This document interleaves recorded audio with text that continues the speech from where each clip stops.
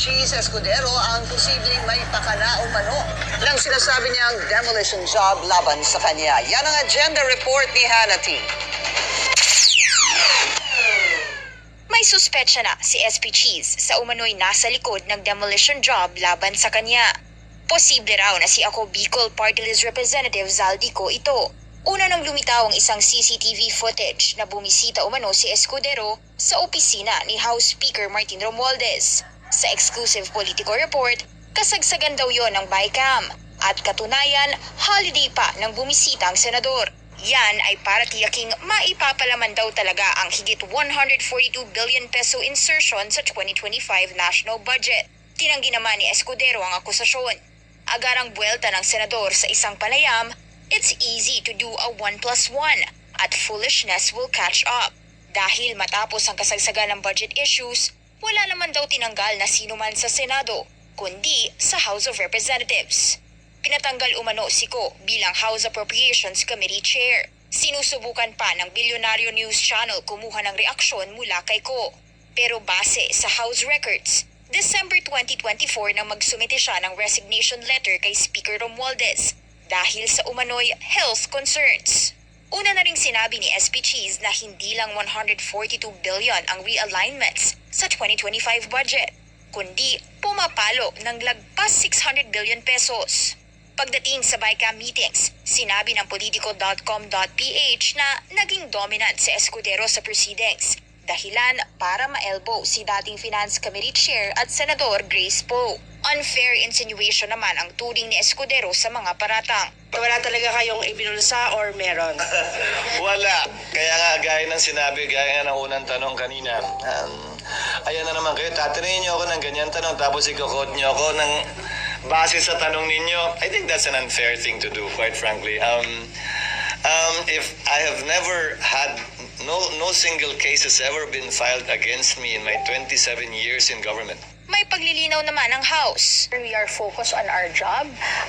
The House's job is to advocate for and pass laws and not start any black propaganda against anyone. Hindi direktang tinanggi ni Attorney Princess Abante ang akusasyon. Pero anya, wala pa siyang info sa issue. Mapa-House man o Senado. What jurisdiction over it? Immediately executory. Unanimous. Ewan ko kung sino matibay-tibay naman ng dibdib ng abogado na. Nelson. Okay. Babaliwalain mo ba yung desisyon na yun? Unanimous decision ng Supreme Court? Unanimous. Opo. 13 pumirma, isa yung wala ron, isa yung hindi nakaboto. Pero unanimous sapagkat yung hindi bumoto at saka wala doon, hindi naman nag-submit ng dissenting opinion. Hindi tumutol. Kasi kapag hindi ka nag-submit ng dissenting opinion, mananatiling unanimous. Ayun. Meron pa silang gustong sabihin, kaya nakiusap na, ay, ba't kasi ako patatagalin? Talakayan na natin mamaya. Sabi ko, ano kahit kumukulo ang tiyan ko. Teka, wag mo naman. Wag naman, sabi niya. Hindi ba natin bigyan, hindi ba natin pwedeng pagbigyan yung house? Ano nga kung paano di pagbibigyan? Magpapile daw sila ng ng motion for reconsideration. Sabi ko, Mag-MR daw sila, oh. bakit ka? O sa palagay ba ninyo ako? Kapag nag-file sila ng motion for reconsideration, sa palagay niyo merong isa na pumirma ron na i-reverse niya yung sarili niya? Kahit isa lang. Hindi natin. O kaya nga, ba't ka maghihintay ng isang bagay na wala? Di ba? Oo. Kasi sabi ko, sa tagal ko naman na naging litigation lawyer din, pagka ganyan naman kako yung tenor ng decision, at sinabi pa niyang immediately executory, Yan. ang ibig sabihin nun sinasara lahat ang pintuan para ikaw ay gumawa pa ng motion for reconsideration. Sabi ko, kung practicing lawyer ka, Alam mo na. sinabi ko na naririnig naman ng mga abogado doon. Kung ikaw ay isang practicing lawyer, isinara hindi lang pinto, pati bintana, isinara na para gumawa ka pa ng anumang aksyon, para humabol ka pa. Doon sa decision na yun. Isipin mo, void ab initio, unconstitutional. Sabi niya gano'n. The Senate never acquired jurisdiction over it. Immediately executory, unanimous. Ewan ko kung sino matibay-tibay naman ng dibdib ng abogado na pupunta ka pa rin o palagay mo na lang. Palagay mo lang, nakakuha ka ng isa. Dalawahin mo na kaya. O gawin mo ng, ano ba yung majority ng 15 sila? 8, Opo, walo, oh. Nakakuha ka na ng 7.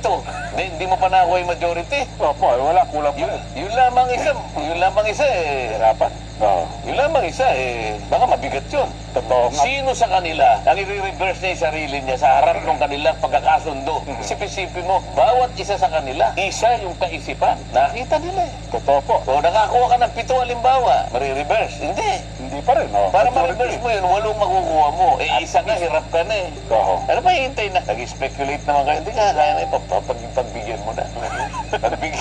Pagbigyan mo na. Opo. O sige, yung isa, August 4, sabi na hindi, August 11. August 6 na po na Hindi nga, makinig muna ka. Opo, oh. August 4, Lunes ata yun eh. Opo. At tumawad yung isa. Hindi nga kasi, baka nga mag-ano ng motion for recall eh. Pwede ba kanyang August 11? Oo.